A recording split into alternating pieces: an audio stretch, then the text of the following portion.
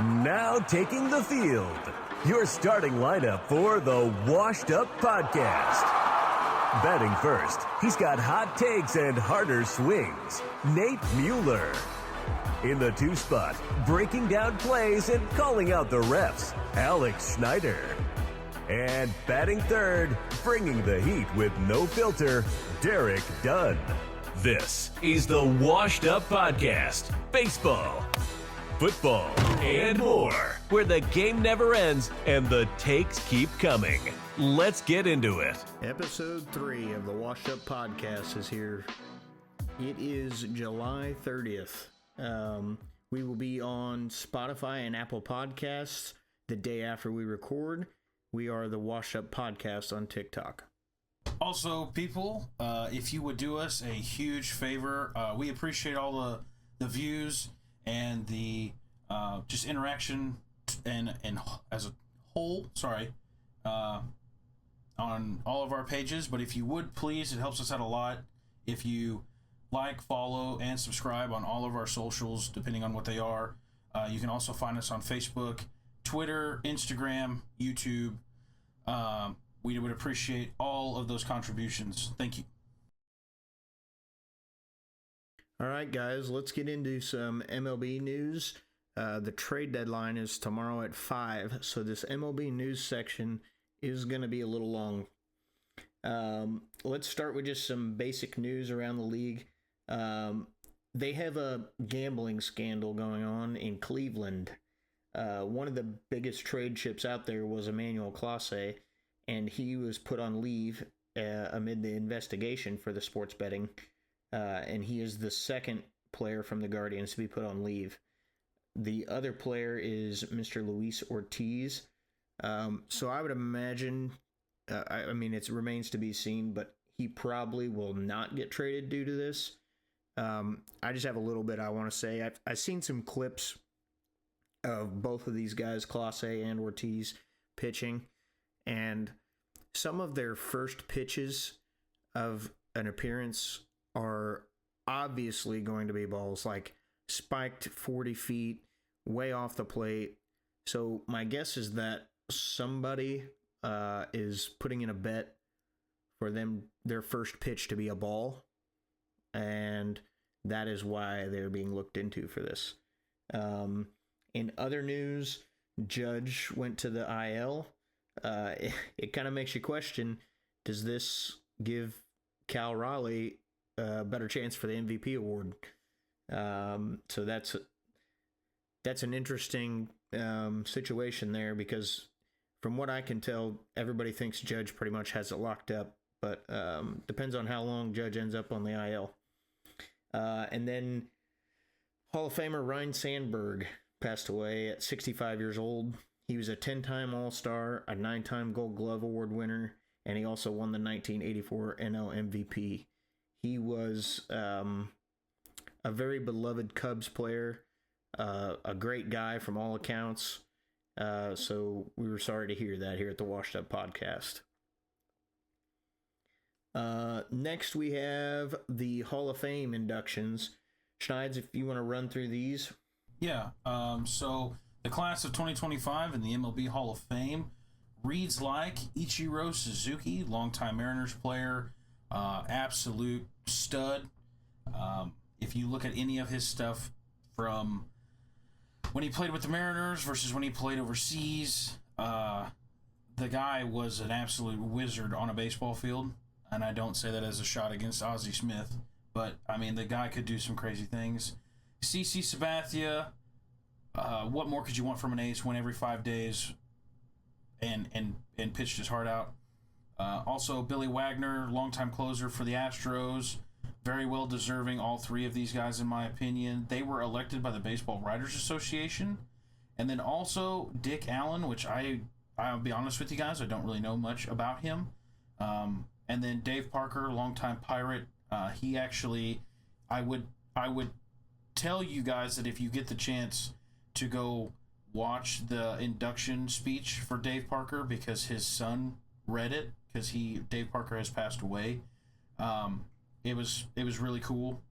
And they were elected by the Classic Baseball Era Committee.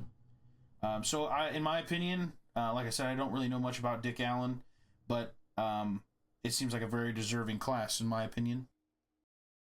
So I'll just say, with it being the trade deadline tomorrow, CC Sabathia, one of the most notable trade deadline acquisitions when he went to Milwaukee. He was lights out. I love CC. Billy Wagner played for a bunch of teams. He's like up there in the leaderboard of saves. Dick Allen, the only thing I really know about him was that he played for the Phillies. He's a third baseman. And then, yeah, I agree about the Dave Parker. I didn't really know what the situation was, and I ran across his son making that speech on TikTok, and it was actually it was cool and touching and kind of emotional. It was a really good watch. And that will take us into some Braves news. Man, this team just makes me want to puke. It has been the worst season to watch as a fan, honestly. But anyways, Jesse Chavez retired. One of the most traveled relief pitchers. Great dude. I always loved when the Braves actually had him on the Major League roster. He's got to be close to having the record for how many times you could be designated for assignment. And then to get some pitchers, because our entire opening day starting rotation is on the IL, they got Carrasco from the Yankees and Fetty from the Cardinals. And then today they acquired Tyler Kinley from the Rockies, and they were shut out in 10 innings against the Royals today. And the Royals used 9 relief pitchers. So that was wonderful to see. And then Acuna got put on the IL last night. They pulled him from the game. He was talking like it was some Achilles pain. And it actually, after the testing, it came back as a grade 1 calf strain. So that pretty much puts the Braves season in the books, I think. The only reason you really watch would be for Acuna at this point. So I will send it over to Schneid's for some Cardinals news. All right. Well, also, my team is a giant dumpster fire, as well as the Braves are. Ivan Herrera actually got the start in left field Monday. I didn't see if he had gotten the start in the outfield since then. I saw a clip where he did make one play, and you could tell that he was nervous. It looked very unfamiliar, surprisingly enough, because he normally plays a position that's like the furthest away from the outfield. But he looked athletic, so if you're a Cardinal fan, you know if there's not a place for a guy to play, they always try to stick him in the outfield, a.k.a. Walker. Also, this has already been stated, but Fetty was traded to the Braves for cash or a player to be named later. I'm going to guess cash. I don't know why. I don't know if there's a player that's really worth it. Just take the cash and be able to spend.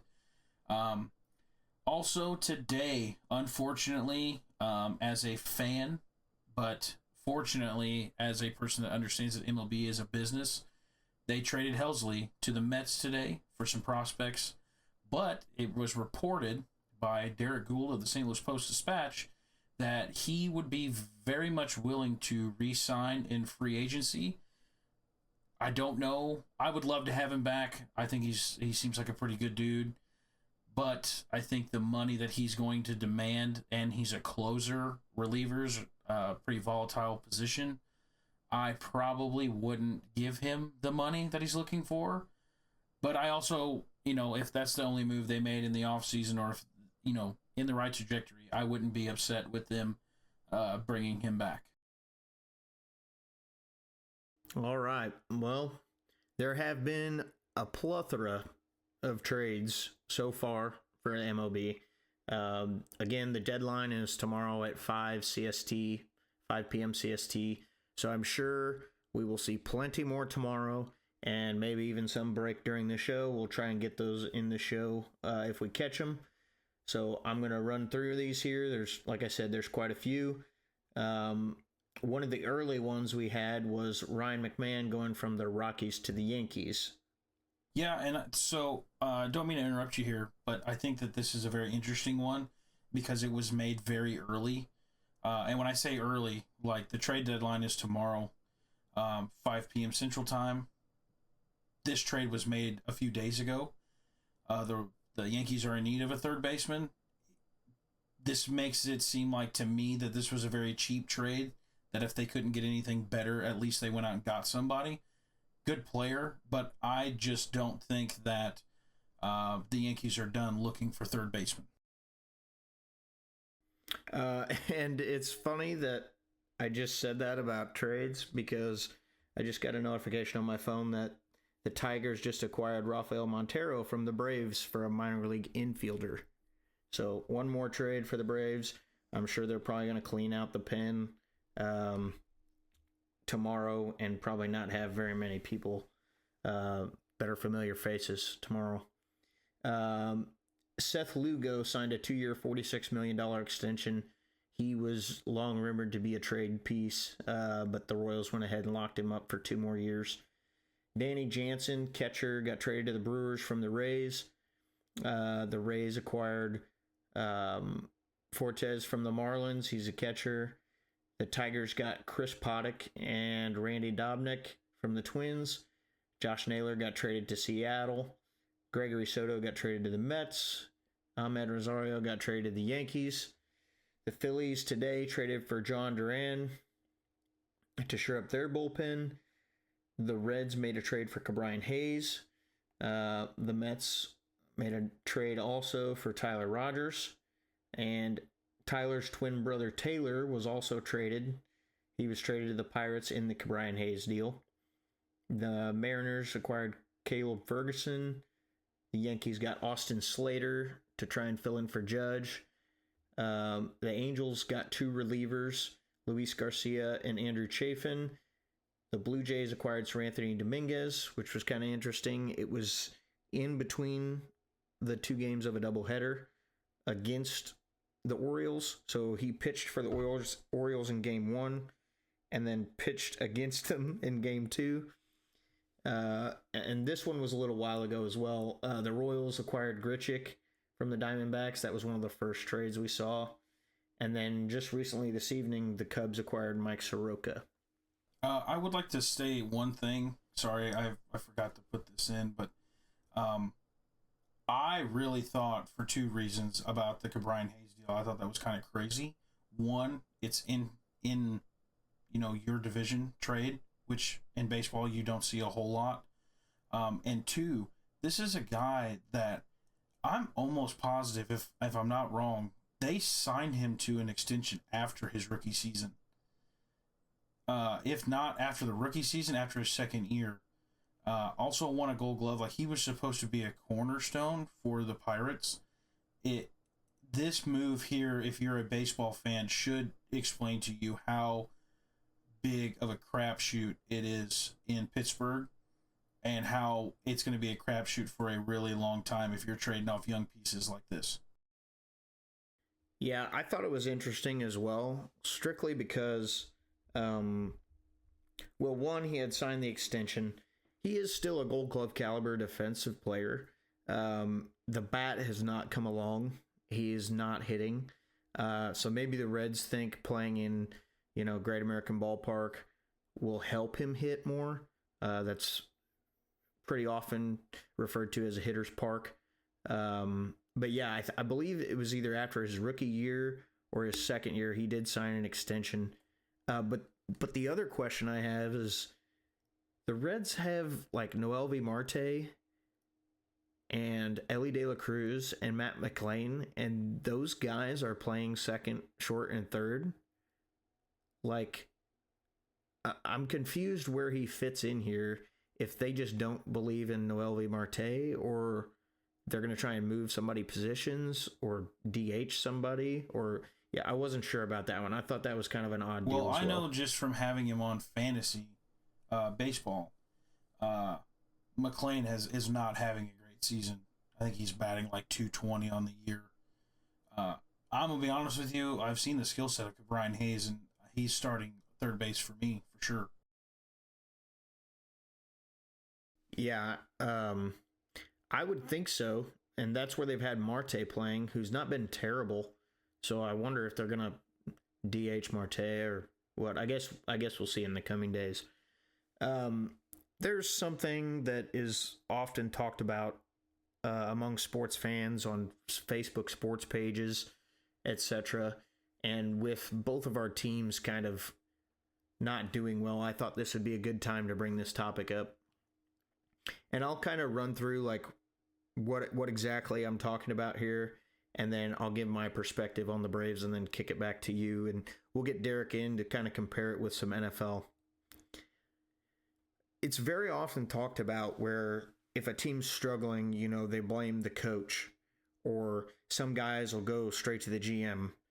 And normally my blame when I'm talking about this or thinking about this normally lands on the players, because at the end of the day, if your players are going out and executing, there's no blame to be had for the GM or the manager. It's kind of sickened me on Braves pages that I'm a part of that everybody is coming after Snitker. And to me, the GM in Atlanta has done his job. They have star-studded players, what are supposed to be star-studded players, all around the diamond. You've had all these injuries, and yet when you bring in a reliever and the reliever gives up 3 runs, the first instinct is to blame Snitker. Well, like, what if that reliever comes in and he does his job and gets 3 outs and never gives up a run? You're not blaming Snitker in that scenario because nothing bad happened. Now, I think most of the blame, 9 times out of 10, should go to the players and then to the GM for the players that are on the field. I think it's very rare that you can blame a manager for play on the field. Now, if it's a clubhouse situation where things aren't going well, there's no leadership, and you know, you're hearing of scuffles in the clubhouse or things of that nature, or you're losing players in the game where they're getting out of their head and they're doing silly things.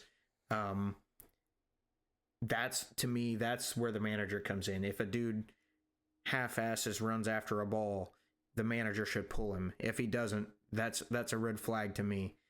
But in the Braves situation, I think it's wrong to blame Snitker for what's happening right now. When your offense isn't producing, Snitker can't make Riley hit home runs. He can't make Olsen hit home runs. He can't make Albies hit 270. And then you have the entire starting rotation from opening day. They're all on the IL. The only guy that was supposed to be a starter this year that is still there is Strider, and he started the season on the IL, and he's not been what he was before the IL stint.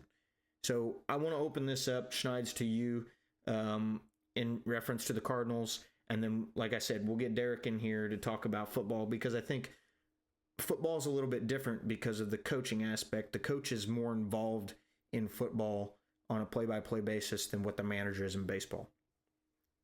Yeah, so I usually have a pretty, I guess what you would say, like a solid outlook on this. It also is a subject matter that kind of makes me sick to my stomach when I see people. I'm also going to say this. I think just in the history of sports, especially, you know, last 10 to 20 years or so, fans blame the head coach or the managers because they're so quickly fired and moved on to, I mean, you saw it. I know we're not talking about it right now, but like you saw it this year with the Blues. They fired their head coach, brought in another one, and made it to the playoffs. So here's what I'll say, right? This is my little shtick.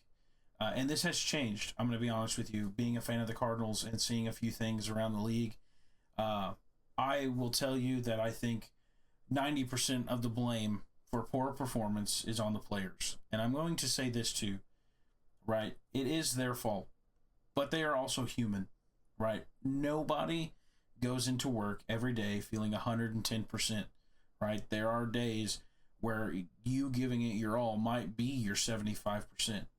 So we have to take that into consideration. And I know, and then in the moment, it is very tough as a fan to understand that, to realize that. I will say that the GM does get some blame because the team's performance is based off of the players that are brought in, or how they are being taught, like in baseball in the minor leagues, how that system is working. This is where my opinion has changed a little bit. Okay. I don't typically, I have been on record many times, right? Nate, you've heard this in the conversations that we've had. I do not like Ollie Marmol as a coach. I think he is a yes man. I would have rather had Mike Schilt. I think he was way better at the job, way more qualified to have it. Because I don't want somebody in there that's just going to tell the GM yes anytime that he has something that he wants done. Here's what I will say, and this is where my opinion has changed. If you look at some of these players that leave the Cardinals and go to other places, they typically perform better. Maybe not for a long, extended period of time, but the performance is usually better. Like, it would not surprise me at all if by the end of this year, Fedde has pitched better with the Braves than he did with the Cardinals. I know his first start didn't really go great, but it wouldn't surprise me at all based off of what's happened in the past.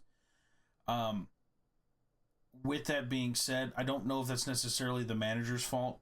I know in baseball, you have a coach for everything. Like, I swear there's a coach for everything. There's an infield coach, there's an outfield coach, catching coach, pitching coach, hitting coach. There's probably a how to eat coach. If the coach's philosophy that he is trying to push onto the player because he thinks whatever it is going to work and that is not working, there is some fault there on the coach. Because as a player, we are talking about grown adults, but as a player, you are taught from a very young age, you listen to your coach and what he has to say. That's probably not any different in the major leagues. I would assume it's not different.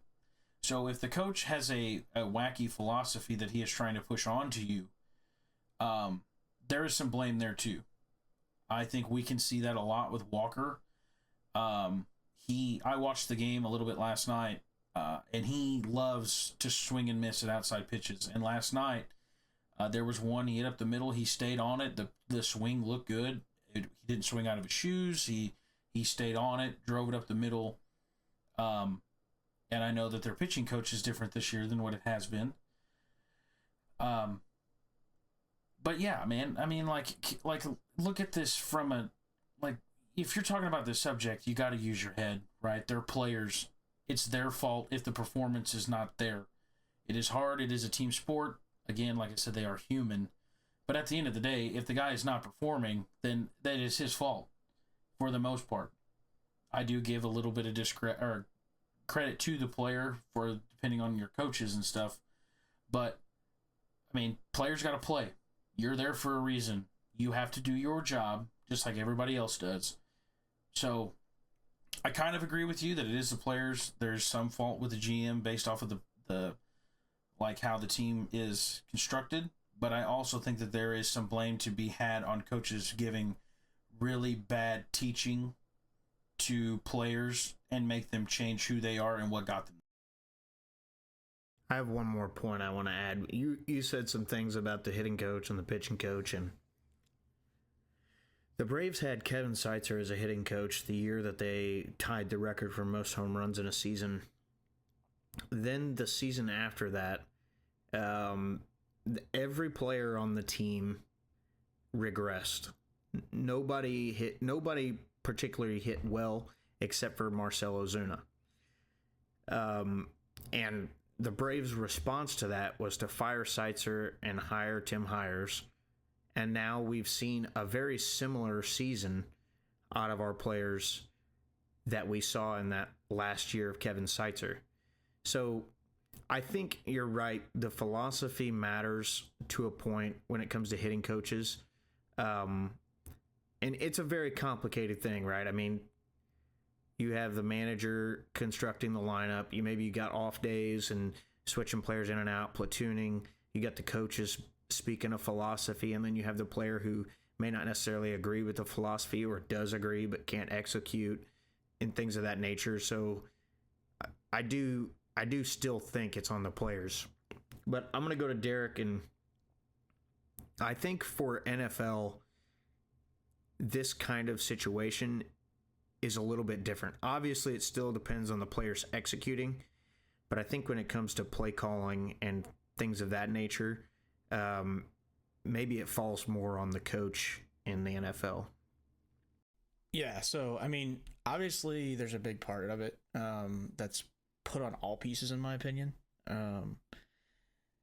A lot of people want to blame, like you said, the coaching staff first, and I mean, they're kind of, in my opinion, in charge of putting the players in the best position to succeed. But I think more of the blame, as far as like on the NFL side, can go on the GMs because of the fact of, you know, you've got the salary cap that you've got to deal with. So, you know, if you make some bad contracts, then that can really put your team behind for a long time. You make bad trades, if you don't draft well, a lot of that, and I know that, you know, the head coaches and stuff like that are a part of those decisions, but, you know, a lot of that falls on the GM. But in my opinion, a perfect example of a GM that took way too much flack and actually just got fired last year is Joe Douglas. I mean, if you look at the amount of talent that guy drafted and set up for the New York Jets, that they just kind of squandered away. I mean, just to run through some names, you've got Breece Hall, C.J. Gardner-Johnson, Garrett Wilson. I mean, these are some of the guys that are like top 5 in their position that this guy was drafting every single year. I mean, he hit on so many good draft picks, and he made some good trades. In my opinion, the man made the team. Like, I don't know if you could have got any more talent on that team. But again, they didn't have great coaches, which I guess falls on him for hiring them as well. But the salary cap kind of makes it an interesting point in the NFL. So, but then again, like you guys have said, the players got to perform. Like, they're the ones that have to go out each and every week and perform. And if they don't do that, you know, obviously quarterback is the one position that gets the most blame, rightfully so sometimes. But then also, you know, it's a lot of those guys take a lot of blame and that they don't deserve. But yeah, I mean, it can be spread a little bit further, in my opinion, across all of them, the players, the GMs, and the coaches. But I think, in my opinion, the coaches take the most blame in the NFL, just because, you know, people think that something's not working, they're immediately trying to fire the head coach, which I don't necessarily agree with that, especially some of these teams that always draft at the top of the draft. Like, you're not drafting at the top of the draft because you're a good team, unless you're, you know, like the Chicago Bears that got lucky in a trade with the Panthers a couple years ago. And, you know, Caleb Williams goes into a situation that's really not that bad for a first overall pick compared to what it has been in the past. And that's kind of my issue that I have with the NFL too, is the coaching carousel. I think they're way too fast to fire guys. I think you need to try to build a team on stability, and in the NFL, you just don't have that. You know, you get these young quarterbacks in there, you got players that are trying to learn new schemes every year. Like, you can't expect them to pick it up and just run with it and perfect their craft if the thing's changing every year or every other year, because you're trying to get the next best thing in there that just doesn't work. I think you bring up an interesting point with the NFL. Like, a lot of the quarterbacks that are young that we see that struggle, you know, they might have had a different OC every year, or a different quarterback coach every year, different head coach every year. And that makes it hard for a player when you're trying, like you said, to learn different schemes every year, new playbooks every year. And I think quarterbacks have some of that, like more of the blame than probably the rest of the team. And sometimes it's good and it's rightfully so, and other times it's not. I mean, in my opinion, the perfect example would be like Baker Mayfield, right? When he was in Cleveland, he had how many different head coaches? By the time he was done with Cleveland, and people wanted to, you know, throw him on the streets and say he'd never be a starter in the league again. He gets traded to the Rams. He goes there and he doesn't look bad with Los Angeles. And then he gets picked up by the Bucks. He was like he sneaked into the top 5 stat wise last year that a lot of people don't understand how good of a season Baker Mayfield actually had last year. The man kind of resurrected his career in Tampa Bay. Now, I think it's going to be interesting to see what happens now that they lost their head coach, because I think he had a lot to do with that. He was a very good offensive mind and kind of played to Baker's strengths. But, I mean, that's a perfect example. He had, I don't remember, I think he had 2 or 3 head coaches in the same season. You just can't ask these guys that are, anywhere from 21 to 24 years old, coming in fresh out of college and expecting to pick up an NFL offensive scheme, and then 6 months down the road, you're firing their head coach and you tell him to learn it all over again. And sometimes it's during the season. I don't know how as a fan you can sit there and be like, well, that's the quarterback's fault. Because if people knew how extensive some of these playbooks are, I mean, and the amount of responsibility that falls on a quarterback, like, I think it would be a big shock, and it's something that just a lot of people don't realize. Well, I think there's a part of this too. Sorry, I don't mean to cut you off. And you're good. Go ahead, buddy. You kind of touched on it there for a second. You can't necessarily just expect a 22 to 24-year-old fresh out of college to kind of pick up on that. There's a lot too of growing pains, like just in general of, you got to think like these are people, they're young, right? Like really young. I guess now it's a little bit different when you have the name, image, and likeness deals, the NIL deals, people are making some money. But, like when we started watching sports, you didn't have that. So there is some growing up that has to happen too, and that growing up phase, there's a part in that where you take responsibility for you, and then there's like another phase in that, like a phase 1B, where it's like, okay, I'm taking responsibility for me, but I also need to take responsibility to the team and do what the team needs, right? And that's where you see a lot of players, like there's some it's earlier than others, but there's a lot of players out there that you will see them, that's why I think they call it their prime years, in all sports, and I know that the ages are different depending on what sport, but when you talk about people's prime years, think about it. They're in the league for a little while. They got their feet wet. They understand how the league works. They understand, they not only understand the game, but they understand life a little bit better. And now they're in their prime, and you have people that take pride in their work versus when they're that young kid that comes out and, they don't really care. They get I don't want to say it like that, but in layman's terms, and I think that there's a part in that too. Like you'll see a lot of players that try to, like, when we talk about blame, where that blame lies, a lot of young players are like, oh, it's not my fault, I'm doing my job. And then later in their career, you hear them say, yeah, we're just not doing great as a team. We're going to figure it out. We're going to get to work, do what we got to do. And that player might be having a crazy season, but it stops being an I and turns to a we. And that's when I think you start seeing teams become better, is when it's a team effort and it's not just an I effort. And I think that's where a lot of that blame kind of goes away, because now everybody's performing, because everybody understands that responsibility that they have to that team, to their fans, to the ownership, the GM. And it makes a GM then want to go out and maybe take a few risks and maybe spend a little bit more for a guy, because he knows his team is like, we're ready to win. And I'm gonna throw this out here too, because I don't really know how it works with baseball, so I'll be totally honest. But another part that is interesting about the NFL that I think doesn't get talked about enough are the owners. I think the owners can take some of the blame, because you have some people that own the team and run the team, aka the Dallas Cowboys and Jerry Jones, and then you also have the GMs that just make, I don't want to say, or not the GMs, the owners are the ones that hire the GMs. So, I mean, if the owners hire a guy that's never had any experience and it doesn't work out, like, I think some of that blame has to fall on the owner as well. Like I said, I don't know how that works with the MLB side of things, but, like, that's another interesting point that you have to bring up when you talk about this subject with the NFL, because a lot of those decisions, again, I'll go back to, like, the Joe Douglas thing, that was a decision made by the owner to fire him. I don't necessarily agree with it. I think they needed more of like a change at the head coach position. Because because I think Joe Douglas did a great job. He put a ton of talent in New York.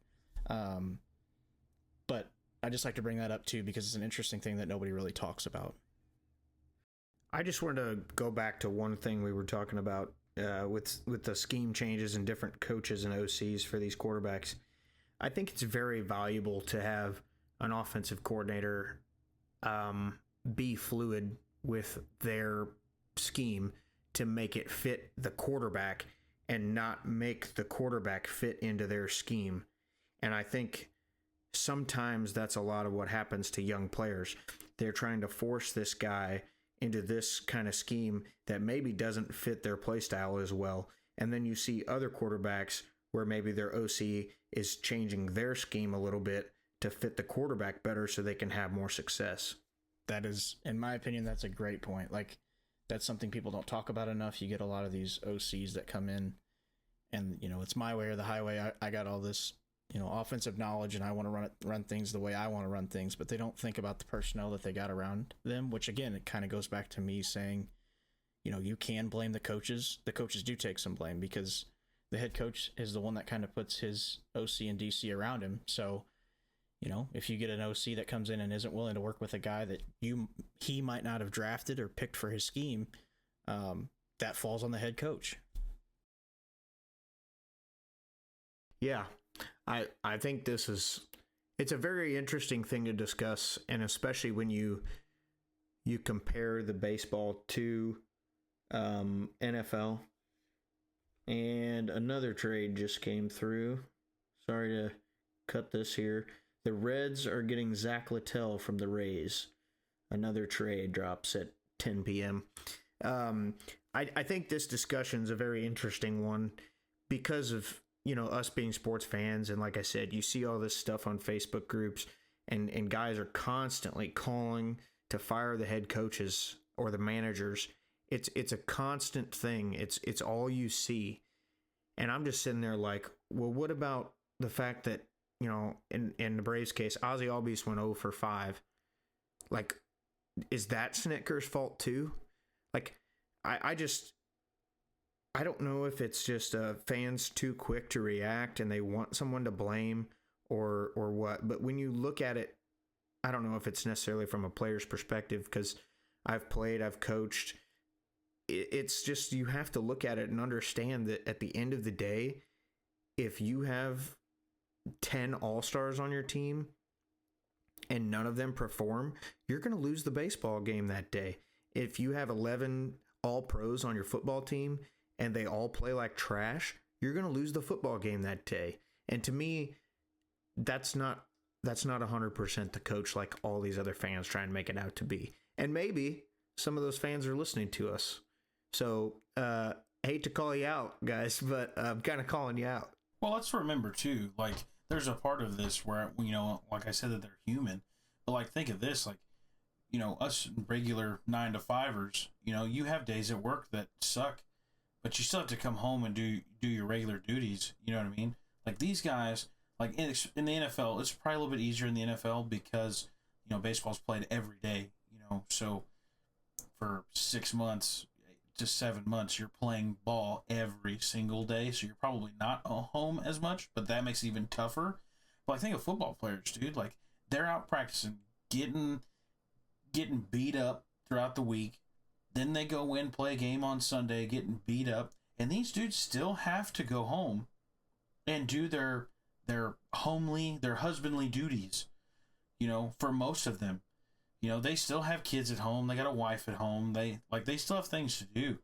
So, like, I would just tell people that if you're listening and you're one of these guys that want to just jump on somebody and find somebody to blame, understand that these guys are human. Yes, they get paid millions of dollars to play game, but at the same time, like, they're still doing what you're doing. They're going to work, coming home, got stuff to do.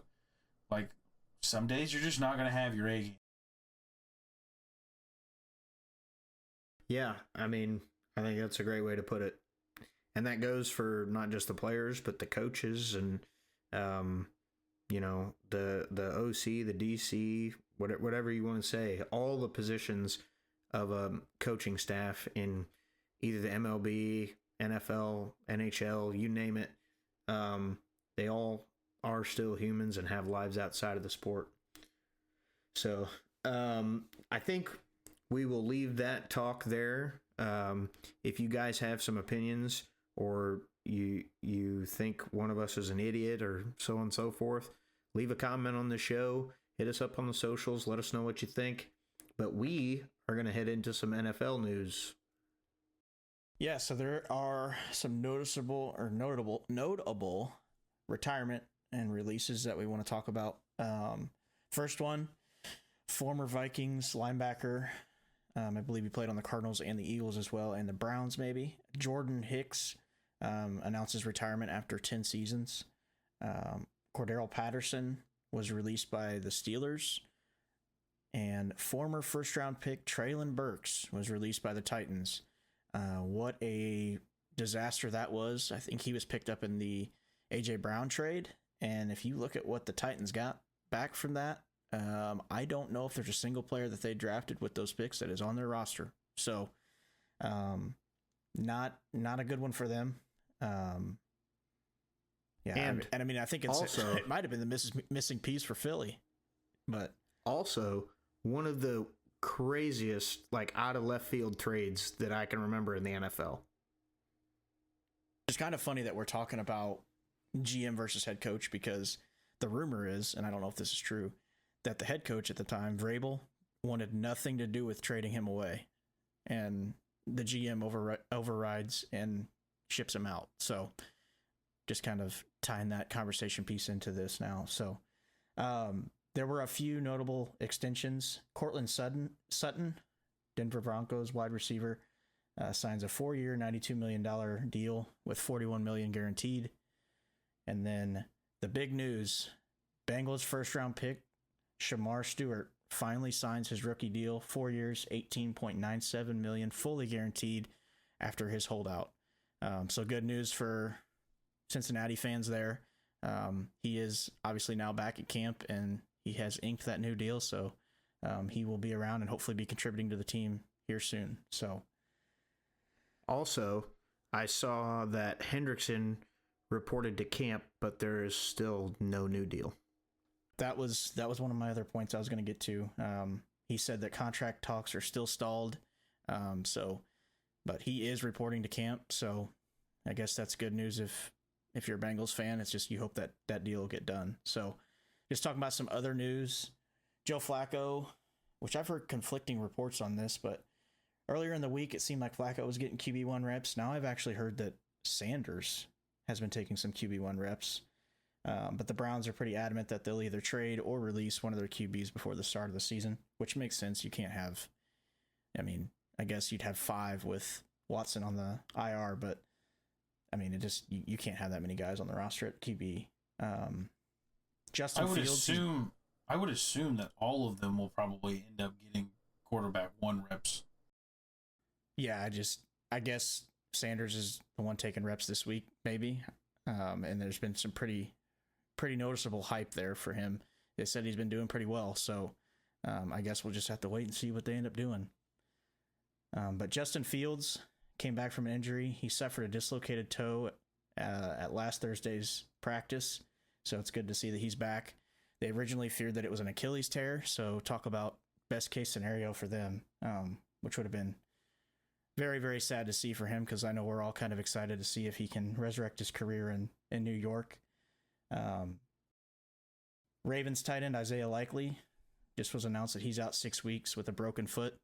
So that's a huge blow to Ravens fans. He had kind of a breakout year last year, so I know they were kind of excited to see what he could do this year. Mark Andrews is getting a little bit older, so I think this could have been his year to kind of pass the torch to him, but I guess we'll have to wait and see. And then the other big thing that I kind of want to talk about, just briefly, we don't have to have a huge conversation on it, is Cam Ward describes the Titans offense as quote-unquote mid. I think that is kind of a crazy statement coming from a first-year quarterback, a rookie guy coming into an offense that he's trying to learn with a relatively new head coach. I don't know how that sits with me, if I'm being honest. What do you guys think of that? I will say I got a couple opinions here. We've already stated multiple times in our 3 episodes now that the Titans are kind of a dumpster fire. So while I don't agree with him publicly saying this, it doesn't surprise me that he would call it mid. I mean, how many studs do they really have in Tennessee at any position on offense? So that's kind of where I'm at there. But I do not think he should publicly say that, whether he's a rookie or, whether he's a 10-year vet. That is not good for a locker room. I'm sure a lot of the players on offense probably took offense to this rookie coming in, barely been there, and he's saying this stuff about them. I'm gonna be honest with you, boys. I didn't see the clip or the interview or whatever. Here's the thing. As a sports fan, you get tired of the same old answers, right? You get tired of well, we're working on it, or hey, we're doing this, or hey, we're doing that. The cookie cutter answers. I think it comes off bad because it is a rookie. But I'm going to say this. I think I'm kind of fine with the comment, if I'm being honest with you. This team, like, there are teams that happen throughout all sports, right, where you kind of feel like guys are just sitting there. They're like just happy to be in the league. They're doing their thing. I could be way off, but there have been some teams where, I'm going to be honest, like, you can just tell by the way that they go about doing things that they're just kind of happy to be there. I'm okay, again, probably not a rookie, but I'm okay with somebody coming in and being like, hey, this offense, it's all right. It's not great. It's not bad. It's okay. One, if you take offense to this and you've been on the team for the last, let's say, a couple years, just keep your mouth closed because you're part of the problem. Right? You were there. You've been there. You've done that. You're part of the issue as to why the offense is mid, or why it's okay and not great or not good even. This should fire you up. This should be a comment that is made that is to, okay, we need to push harder. We need to stop just being thankful we made it. And now that we're here, let's go see what we can do on the field. Let's see if we can put that effort in. Like I said, I like the comment. Just don't necessarily care that it came from a rookie. Here's my thing. So I think there are certain things that need to be said publicly, kind of like what Nate said, and then there's stuff that is, better left in private. If you want to say this stuff in private, be my guest. I don't need to know what goes on behind closed doors, but it just doesn't look good in my opinion, because like Nate said, you're basically taking a shot at every single offensive player that you're supposed to be your teammate, as a guy who just got there, 3 months ago. Yeah, that on top of... Do we think that the offensive linemen are going to be blocking real hard for this guy? Well, here's my other thing that I'm going to talk about. Doesn't sound like they've been blocking really hard the last couple of years. That's a fair point. But the other thing that kind of makes this interesting is, I don't know if you guys saw his comment about Will Levis. That was kind of a big thing that I saw going around social media too, is I guess he was asked about Will Levis, his injury or something like that. And he was basically said, I focus on Cam Ward. I don't think that's a good look, in my opinion. Like, you're supposed to be are we just worried that he's not going to be a good teammate? Well, in my opinion, it's not off to a great start. So no, I think he's using the things that you've always been told, especially in sports, but also just like growing up, right? Everybody's told you your whole life, you can only control you. Well, this is it right here, right? Like, this is where this comes off. Like, did you see him say this like in a video clip, or was this like an article? With the mid thing? Yeah. Yeah, it was. I think he was doing he was sitting down with like a Titans reporter, and he was talking through things, and that's basically what he was talking about. He's just so it was like a typed out report. No, like he was sitting down with the reporter on video. Oh, okay. So that would be a thing too that I would look at as like exactly like how he was meaning it, but like Cam Ward's a rookie, right? Cam Ward in the grand scheme of things, like I know he had some hype coming out of the draft, but not necessarily the most sought after person. I would tell you that he's doing exactly what he should do, right? Like, you already know old boy's out because he's got a shoulder problem. So, you know, it sucks, you know, as a teammate, like, hey, bud, like, you're hurt. It's time, like, I got to focus up on what I'm doing so I can lead this team to some wins, right? I'm not saying you have to be a complete jerk about it. And I think that's where the language that he's necessarily using is coming off, in my opinion. But I don't think that he's wrong. Like, he's gone. Like, he's hurt. He's not playing. Like, I got to focus up, and I got to get myself ready to go for year one, day one NFL, and make sure that I'm ready to go. So, yeah, it sucks that he's hurt, but, like, I got to focus on me. Again, I don't blame him for what he's saying. I just think that the way that it's coming out is a bit tough. His exact quote for that is, when he was asked about, like, Will Levis's injury, quote, "I really don't have a reaction. I'm focused on Cam Ward," end quote. Like, I just don't like that. I don't like that coming from a quarterback who's supposed to be your leader, the face of the franchise, your head locker room guy. I know we said we weren't going to spend a lot of time talking about this, but it just is a bad look, in my opinion, to an organization that's kind of trying to rebuild from the ground up already. As a Titans fan, it would make me a little uneasy, I'm going to be honest. But again, I think that your quarterback's kind of your foundation that you're trying to build off of, and you want to make sure that that guy is, you know, all in with his teammates, and comments like this are just not going to help his case, especially as a rookie.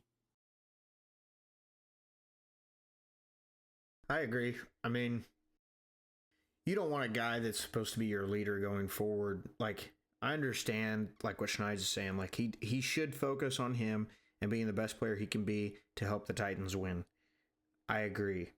But you also want a guy that at least shows in some way that he cares about his teammate, even though this guy was his potential competition. I would have preferred him say something to the effect of, "Man, you know, that really sucks for him. We're thinking about him, but right now we got to focus on what we have and move forward to the season." I think that would have been a much better way to have Cam Ward look good and make the Titans look good, and it makes him look like a good teammate. And I just think it's an overall better, and maybe that's some of his youth showing that he hasn't had that grow up moment in the league like we talked about earlier. So I think there's some maturity probably that needs to happen there. I'm not saying, like Schneid said, I would agree. Like, what he's saying may not necessarily be wrong, but his delivery, quite frankly, sucks. All right, do we want to move on to position previews? Yeah, I would say let's do it. Okay. So, kind of how this is going to go, we're going to talk about some teams that we think have some notable moves, or some vacancies, or some jobs that are up for the taking. So, first one we want to talk about, New England. So obviously you got your veteran Ramondre Stevenson coming back, and then they drafted Trayvon Henderson out of Ohio State. Last year, Stevenson put up, I would say, decent numbers, and then obviously Henderson at Ohio State put up some really good numbers there. Do we believe there's any competition here? Was Stevenson hurt for part of last year? I believe so. I think that's why his numbers probably are not as high, because the Patriots ran the shit out of the ball. I don't think there's necessarily competition. I think it's going to be more like, you know, they're just going to share carries, and we see in the NFL that's a lot of what teams do anymore, unless you have Derrick Henry or, you know, one of the premier guys that's a workhorse. I could see Henderson getting third down carries and then maybe a couple drives a game at the beginning of the year and just kind of see how he does. But yeah, those numbers at Ohio State are monster numbers. Yeah, I think a lot of teams are going to this whole committee backfield. And I think these two guys complement each other really well. I don't know if there's a clear-cut starter. Obviously, I'm going to think they're going to lean more towards the veteran, but I definitely think that the door is open to get some time for Henderson as well. Moving on, we'll go to the New York Jets next. Breece Hall and Braylon Allen. So Braylon Allen, I don't know if you're familiar with him, but he kind of had I don't want to say a breakout year. He had a few games last year that kind of put him on the radar. But you got Breece Hall, who's, in my opinion, just a monster. I might be a little biased because he's an Iowa State guy, but great rusher. He's also one of the top receiving backs in the league. So you got him, and then you got your Braylon Allen's more of like a third down back. So I think, again, these two complement each other well. I would like to see the Jets get Breece Hall more involved. I really had high hopes whenever they got Rodgers that he would really take off and show his true potential. But again, I guess we'll just have to wait and see kind of how they utilize him. And then obviously you complement him with Braylon Allen. So his TDs aren't great because Allen gets a lot of that goal line package, but Breece Hall is still just an absolute beast. He's explosive. He's one of those guys that can hit his head off the goalpost at any time. So I was surprised that they didn't use him more like a workhorse back. I thought that was going to be what he did. He was going to get the ball on every drive. He was going to be in there at least two of the downs. Probably should have been in on third down. I think he's that good that, like you said, they should use him more. And the 57 receptions from Breece Hall, like from a guy, again, elementary level of watching NFL, 57 receptions for 480 plus yards. Like, that's a very valued, trait that, like, having a running back, like, having that trait is awesome. It's just an extra target. So I didn't realize, like, we got a couple guys on the list that have some pretty good reception numbers, but I think his are the highest. Breece Hall's are. Him and McCaffrey probably, I would say, would be the two biggest receiving backs. Yeah, McCaffrey does it a lot too, but like, as a quarterback, and especially like we've talked about it, you're getting Fields to come in there who's also a mobile quarterback, and he's got a guy that's is very capable of going out and getting 50 to 60 receptions in a year. Like, that opens up a lot of things for you. Yeah, I agree. I think it'll be interesting to see. I hope they do use Breece Hall more often, whether it be pass catching situations or just ground and pound. Cincinnati has a new starter at running back, boys, and he is former Illini Chase Brown. And recent news, they also just released veteran Zach Moss. But Chase Brown in 2024, he had 229 carries, 990 yards for 7 TDs, and 54 receptions, 360 yards, 4 TDs. I was really excited to watch him play when he got opportunities, and for him to do as well as he did, I was very thrilled. Are those stats college or last year NFL? No, he was last year was his first year starting because they moved on from Joe Mixon, which was kind of exciting to watch them two together because, again, they complemented each other so well. And a lot of the times you'll see that second back in the committee, if the first one leaves, like what Mixon did, their numbers are actually going to go down because they're not used to being that lead focused back. But he actually, maintained some pretty strong numbers throughout the season. It also helps that he plays on a very good offensive team. But it was good to see him, keep those numbers high. And hopefully he can build on them going into next year. And like what I just talked about with Breece Hall, because I like Justin Fields. I hope he does well. But in Cincinnati, you have a quarterback that throws absolute dimes. So him being able to have a season with 54 receptions, another guy where you can get 50 to 60 receptions out of him, and you have a MVP candidate level quarterback, that could be a pretty nasty mix.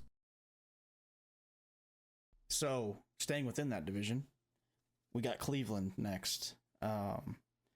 Ford has now been named the starter, but the interesting one is Sampson. If you look at his numbers from when he was at Tennessee last year, dude was kind of a beast. 258 carries, 1,491 yards, and 22 touchdowns. I mean, in my opinion, I think the guy's got a chance at running, taking over that job, or at least having a really, really heavy workload, because I'm not sold on Ford. I wish they would have brought back Chubb. I get why they didn't because of his injury history. But I think Sampson's got a legit chance to get some time this year, especially with Judkins out. Sampson was a guy that at the beginning of the year was like very high on draft boards. And as the season went on, he kind of moved down. And I didn't really understand because he plays in the SEC. He has really good numbers. Like, what is it that would have made him fall down draft boards? He's just not at his, like, that's why the draft boards, in my opinion, I think are a little crazy, that people, like, read them like the Bible. It's just because he doesn't play at a top SEC school, right? So as long as the guys at the SEC schools are putting up what you would call, like, average numbers for them as personally as a player, the other guys are going to fall. A guy in college football, like you said, in the SEC that has 22 touchdowns and almost 1,500 rushing yards should have been looked at the top of the draft, at the draft board, in my opinion. I agree with you. I think there was some injury concerns there for a while. I'm not sure on that. But I mean, if you look at these numbers, and he really didn't run a bad 40 time. It just kind of is one of those where you're like, how does a player like that fall so far out of the draft?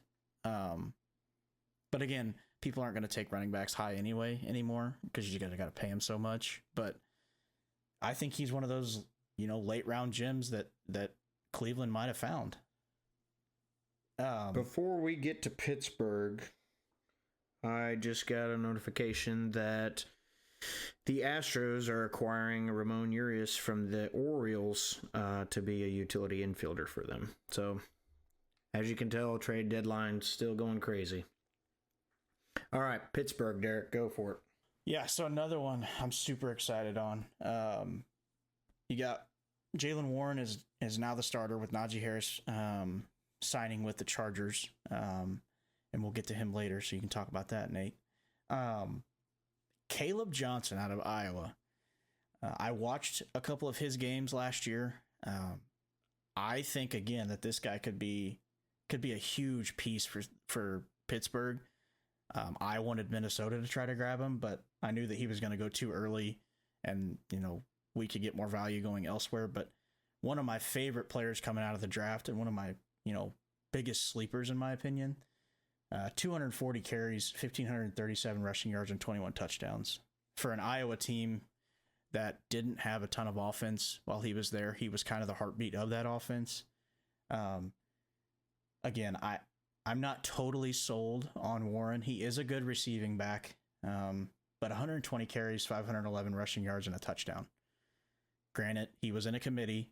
He was the second back in the committee. I get that. But I think Caleb Johnson has a chance to push him as a starter. They'll be fine in Pittsburgh. They got Aaron Rodgers. He's only 89 years old, so he's gotten 2 years older since last week. Yeah, but he ages fast. Yeah, that's dude. crazy. Quarterbacks age fast, dude. I'm gonna be honest with you, man. Like, I love seeing guys that don't play. Like, Iowa is a well-known school. I'm not trying to take away from that, but like when you think of college football, they're not usually like. I don't know, they're just kind of in that mid-tier level of schools, really. And seeing a guy like that has that kind of workload and that kind of success, and he's going to a team like Pittsburgh, who has a history of being a very winning organization, I think that's awesome. Based off of, which I don't watch the Pittsburgh Steelers, but based off of what I see here, it would not surprise me at all if Caleb Johnson ended up being the number one back for them at some point in time in the season. And the crazy part is, Iowa and Pittsburgh pretty much have the same uniforms, so he really doesn't have to change much as far as like his gear and his looks and stuff like that, because their uniforms are almost identical. I'm sure that will make him play much better. Yeah. Just the cherry on the top. Yeah. Do you want to talk about Houston? Yeah, I have Houston here. The question is, are they the best running back room in the league? Of course, Mixon was recently injured, but they also have Chubb and Pierce. So you have three guys. Pierce is not bad. He hasn't gotten a lot of run, but Chubb and Mixon are both very good running backs when they're healthy. Mixon had 245 carries, 1,016 rushing yards, and 11 TDs last year for a Houston team that went to the playoffs and beat my Chargers. And then they acquired Chubb. He was on the Browns last year, obviously. He had 102 carries, 332 yards, and 3 TDs. Those numbers, like, it kind of surprised me reading those. He played most of the year. I don't remember. I think that he got hurt and he was coming off another injury. I thought it was like the opposite knee. If I remember right, he was hurt like at the very beginning, and played maybe like the second half of the season. Well, regardless, 3 yards a carry and 3 TDs. That was a pretty rough year for Chubb, and I know he's had injury problems. He's had injury problems his entire NFL career. But if the dude could just stay healthy, he's a monster. And then Pierce, he's one of Derek's Florida Gators. He had 40 carries, 293 rushing yards, and 2 TDs as a member of the Texans last year. He's been, man, he's one that's kind of been disappointing for me. Coming out, I had high hopes for him because, I mean, he came into a running back room out of college that had Devin Singletary as their main back. So I really thought that he was going to take over that role when he was drafted, and he just hasn't got there yet. And I don't think that these other two being there help him much, other than the fact that they both have an injury history. So he might get some, if they're both on a pitch count, to where they're only going to be taking a certain amount of plays to kind of get them back to being healthy, then he could benefit from that. But he's just, I was expecting a lot more when I saw him come out of Florida and get drafted there. I thought he had a shot at being the starter, and it just hasn't panned out for him yet. Well, that's what I was going to say. Like, he hasn't really got a shot as the number one guy in Houston. He had a run there. Oh, I think it was maybe 2 years ago, his rookie year. They gave him some time, and he didn't have a bad year. He's never really taken over that starter role. He's never been able to capture it and kind of run with it, I guess. No pun intended. But I think they expected a lot more out of him when they drafted him, and he's just not there yet. And I don't think that having Mixon and Chubb in the same room helps him at all. But the only way it does, like you said, is if they both end up injured. Yeah. Which you would never wish that on a guy. Exactly. The next one, kind of interesting to me. Denver's running back room. The Broncos currently have rookie RJ Harvey listed as number 1 on the depth chart, ahead of J.K. Dobbins that they just picked up last year, or in free agency, I should say. Dobbins, they must really like this Harvey guy. Well, Dobbins spent. You look at them stats, with the bud, Chargers. Wouldn't you? He had 195 carries, 905 rushing yards, and 9 touchdowns. Harvey, granted, I don't mean any disrespect by this. He played for UCF, 232 carries, 1,577 rushing yards, and 22 touchdowns. I'm kind of surprised. I'm taking the guy who's played in the NFL and didn't even play a full year and still racked up 900 yards and 9 TDs as my starter before I put some guy who played at UCF as my starter. I don't care what the stat line says. Dobbins is a proven NFL starting running back. The only thing that's held him back in his entire career are the injuries. He was a beast when he was in Baltimore until he got hurt. he was really good for the Chargers until he got hurt.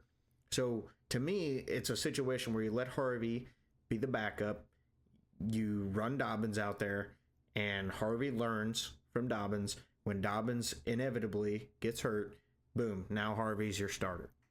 I'm gonna be honest. I think that this looks like to me that they're going to split those carries pretty even. If I had to guess, I would venture to say that probably starting Harvey as the number one to try and just preserve Dobbins to stay to be healthy for a full season is what I would probably go with what they're doing. But I mean, hey, what way to find out if you got a guy or not if you're, other than making him the number one? And if his training camps look really good and Dobbins hasn't looked great, I don't blame him for doing it. Younger guy, let him go in there, let him run his tail off. You got a young core of players, like the quarterback. Wasn't he just drafted last year or the year before that? Yeah, he was a rookie last year. Yeah, so I mean, run out the young guys, see what happens. Try to preserve Dobbins and let him go in and make the plays that he's able to make. I don't mind it at all. I think that it's an interesting way that the team's looking at it. Most teams don't. So, I mean, and like I said, you're preserving Dobbins, a guy, a veteran in the league that knows what he's doing and is very capable of playing the position. And if it preserves him and allows him to stay healthy for a full season, letting Harvey be the main one back, I don't see why that would be an issue. And it's also not uncharacteristic for Sean Payton to have a very strong committee backfield. I mean, we've seen it before in the past when he was with New Orleans. So I think their workload is going to be pretty similar. I just thought that was really interesting when I was looking up information on him, that he was listed number one right now with J.K. Dobbins coming off a pretty good year with Los Angeles last year. So, well, that's the thing for me. I agree with what you guys are saying. It makes sense, right? But you still could just list Dobbins one and do it as a committee. I think is what they're going to end up doing. I think that he's going to be the first guy. I don't think you roll a rookie out there as your number one, especially when you have a guy like Dobbins, unless, like Schneid said, they're worried about, health. But I think it's going to be a very strong committee backfield that is just going to be a heavy rotation of those two guys. The next one, another one that I'm super excited to see. Talk about a stat line, bro. Holy smokes. So you got Genty with the Raiders. Obviously, he had a monster season last year. The amount of carries that this guy had is kind of insane. 374 carries. This is in 1 year. This is not a career. This is 374 carries, 2,601 yards, 29 TDs. That's not a quarterback. That's a running back. That's insane numbers coming from the running back position. The only thing that worries me, that's a lot of miles on a guy that is going to be coming into the NFL. I mean, there's guys that don't run the ball 370 times in 2 seasons, and he ran it in 1. So that's my only concern with him. I think he's going to be a beast. I think he's going to be the heartbeat of that Raiders offense. I'm excited to see if it translates to the NFL. And then obviously you got the hot topic of, should he have been the Heisman winner last year? But we won't get into that. And then you got Mostert, who played 2024 with the Dolphins, 85 carries, 278 rushing yards, and 2 touchdowns. In my opinion, that's not really going to probably be much of a competition. I think Genty's going to get a lot of the reps. I think the stat lines look close. He's kind of proven that he can be that workhorse back. And like I said, as long as he doesn't have any health concerns or because like I said, that's a lot of wear and tear in 1 year. So hopefully he had time to get some rest, and now that he's with an NFL organization, they can kind of make sure he's staying healthy. So that's kind of crazy if you break that down. If you look at each of those stats individual, your number one, presumably number one, versus your number 2 is a difference of almost 300 carries, 2,000 yards, and 27 touchdowns. Just for anybody who's at home want to know, that is a 6.95 yards per carry. That is Which insane. is insane. Yeah, that is crazy. It's absolutely crazy. Like, yeah, I'm gonna agree with you. There's, to me, if I'm, why am I blanking on his name? The coach for the Raiders right now, Pete Carroll. Yeah, Pete Carroll. Sorry. If I'm Pete Carroll, I might try to make Mostert feel good about saying there's a competition, but there's really not, man. Like, a guy that's got that kind of stat line. I do agree with you, though, the miles on him. If that's going to be an issue. I know in the past, Boise State is usually college football is mostly a very heavy run anyway. But, if it ain't broke, don't fix it. To me, there's no competition here. Mostert probably get a few touches in a game, but Genty's definitely going to have the number one back spot. It's just crazy to me that a guy can maintain almost 7 yards a carry over 374 carries. Like, you're not talking about 50 carries here, and he's averaging 7 yards a carry. 374 carries, and he's still maintaining a 7-yard average. It's insane. It's mind-boggling, honestly. Well, and so I have a couple things here.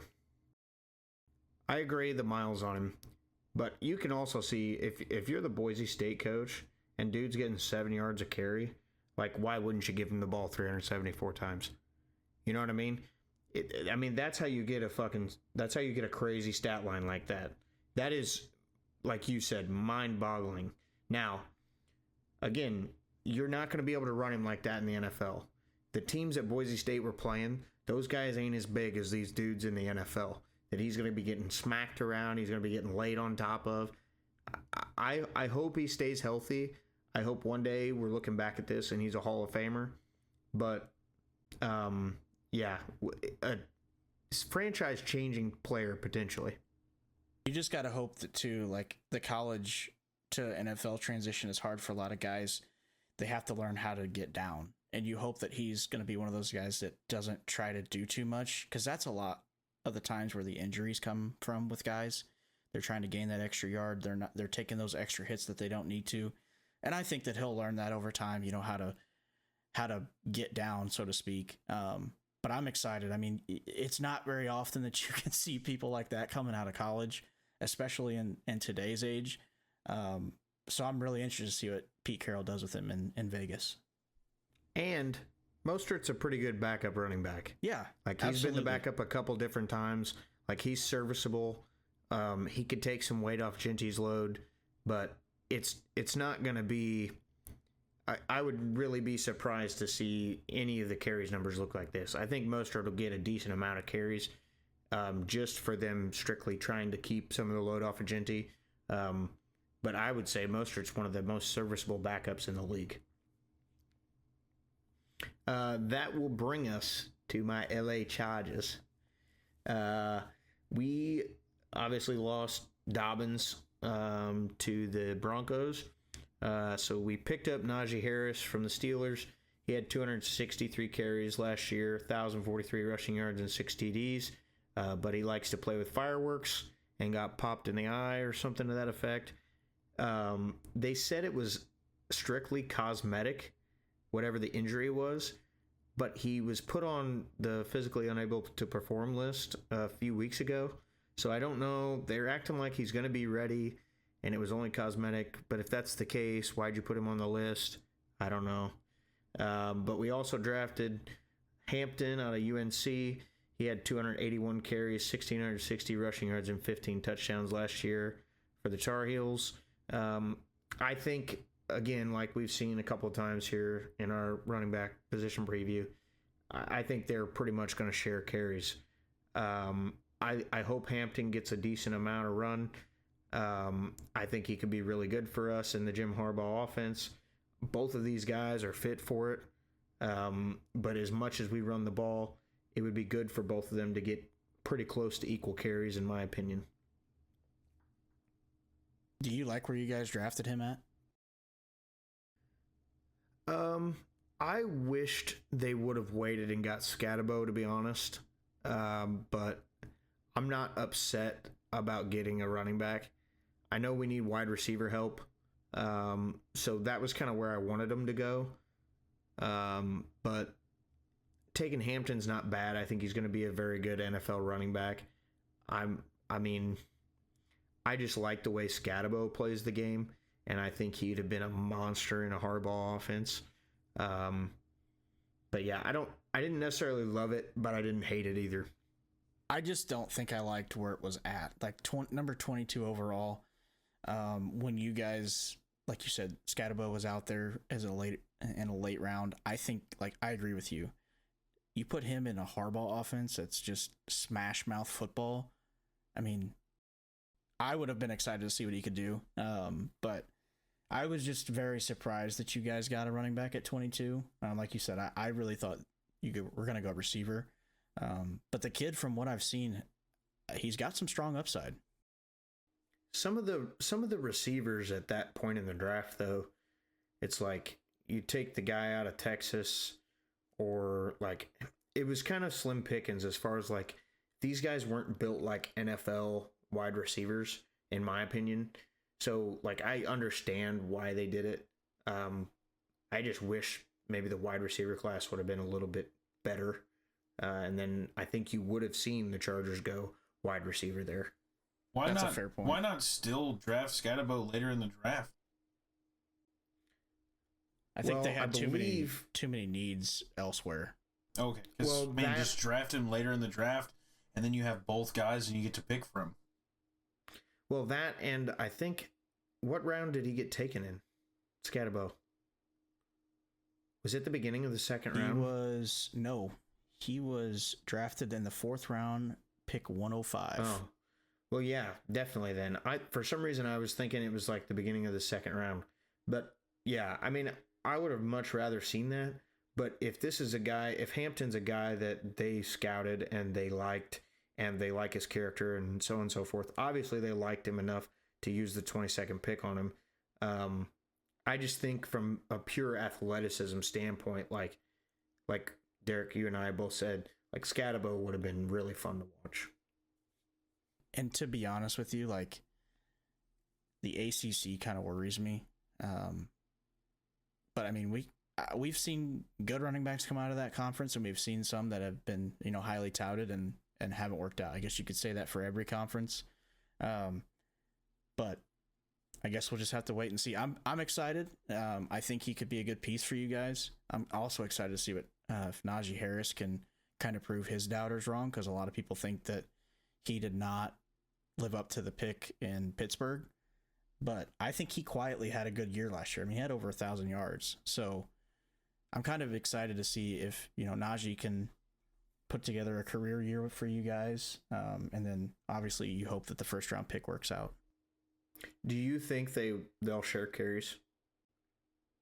Yeah, I think so. I just think there's too many teams nowadays doing committee backfields. I mean, there's not a whole lot of teams in the NFL that don't do committee backfields, just because running back is one of those positions that you don't want to have the guys running for 374 carries in a season. Like, you're going to run guys down really, really quickly if you do it that way.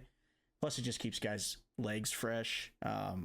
So I think the times of having your main back and then a 3rd down back, I don't think that's going to be as prevalent anymore. I think you're going to have a lot of these committee backfields. So I don't think that's going to be any different for you guys. And I think with as much as like Harbaugh plans to run the ball, you almost have to do a committee.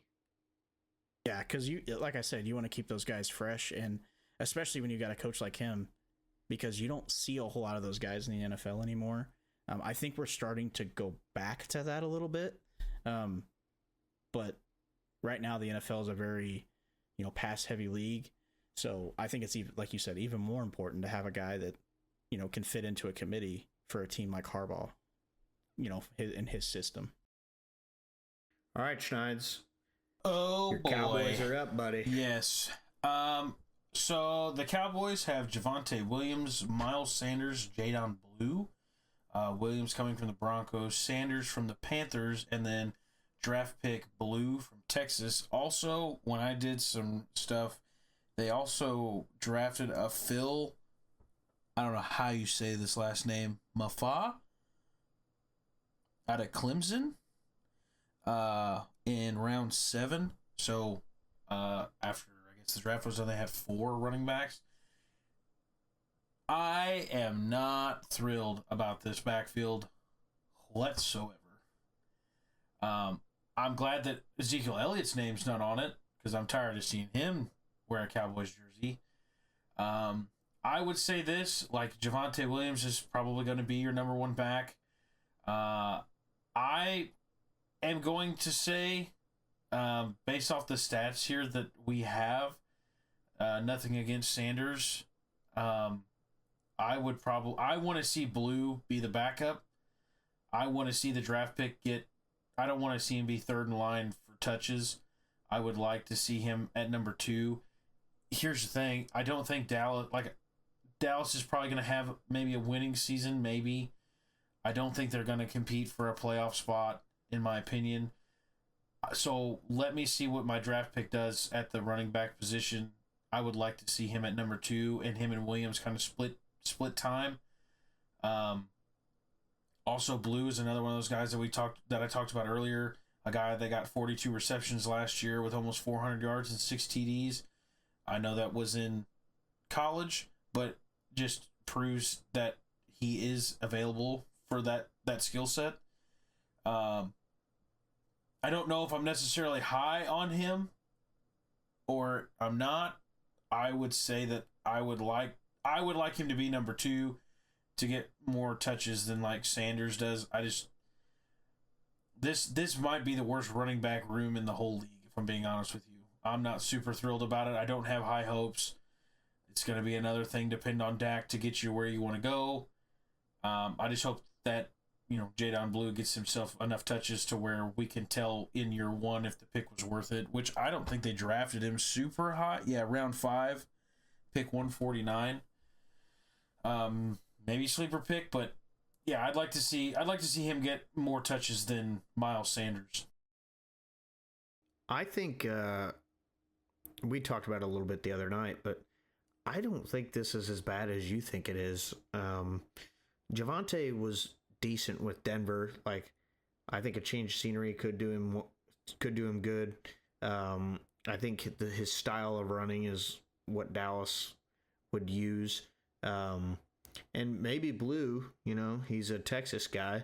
Maybe playing for Dallas is something he always dreamed of doing. Who knows? No, I like to be honest with you, like looking at the stats of Mr. Blue here, like I'm not so much worried about him, obviously a rookie or whatever. My worry is the 139 carries for 513 yards and 4 TDs. I'm not like super thrilled about that. I don't remember though when we talked the other night if you said Williams was hurt for part of the season last year. Do you remember? Was that correct on that one, Derek? Was he hurt last year? So I don't think he was hurt last year, but he definitely has an injury history. I'm with Nate on this one. I don't think it's as bad as you think it is. I think Javonte Williams is going to be great for you guys. I think he's kind of what Dallas needs. But in what aspect, though? If he wasn't hurt last year and only had 513 rushing yards, like that, you're telling me if that stat line, if I didn't give you a name and I just gave you that stat line for the Vikings, that you would look at that and be excited? Well, I mean, he was a heavy committee back last year, too. I can't remember the guy's name that he was in committee with from Denver, McLaughlin or something like that. But his rookie year, he had a really good rookie year with Denver. I just don't know if he didn't work out well. I was surprised that they didn't re-sign him, if I'm being completely honest. I think he's a very valuable piece, and I think he's going to be good for you guys. The Broncos are really quick to move on from running backs. They had Philip Lindsay, who was a frickin' stud for them, and they just shoved him out the door and signed Melvin Gordon a few years back. Like, Javonte had like some injury issues, but he can be a good running back. Like a lot of the running backs we've listed tonight, they've all had some injury situation of some sort, most of them. So like for them to just, kick him aside, I think that's something the Broncos like to do with running backs, especially. But I think given a full healthy season in Dallas, like you could see a stat line for Williams where he's got, more like 200 carries, 800 yards, and 8 touchdowns or something like that. I don't know, man. This just really feels like a Band-Aid job to me, because Jerry Jones doesn't know what he wants to do. We're forking out money to all these people. Like, we can't even sign Micah Parsons to a long-term deal, but they gave a tight end an extension the other day. Like, it's just, this looks to me like this is like we don't have any running backs. Might want to go get some, and they found some cheap options just to fill the position. I'm not super thrilled about it. Now, will I be happy if they play well? Well, of course. But, like, I'm not predicting that this is going to go well out of the backfield for the Cowboys. Jerry Jones messed up when he didn't sign Derrick Henry. Oh, When Derrick Henry 100%. Became available, that should have been the number one priority for the Dallas Cowboys, in my opinion. Yes, 100%. But he wanted to sign. There. But yeah. He wanted. Yes, but this is the thing, man. Like Jerry Jones, if you look at the recent history of this club, like Tony Romo and Dak Prescott are almost the same quarterback. Dak Prescott's probably a little bit better, but play really well in the regular season and fall short in the playoffs. Like, that's his MO. That's what he's been, right? We didn't learn it with Romo because you should have let his ass walk, in my opinion. And we didn't learn it with Dak either because I'd have let him walk right out the door too. Seriously, like, he has spent the team's money in all the wrong places just because he has hyped up Dak Prescott since he drafted him that he's worth it. But you look at all these other quarterbacks around the league, and Dak is like the one around that time period that hasn't done hardly anything in the playoffs. My thing for Dak Prescott is exactly the same as what I said the other day for Justin Herbert.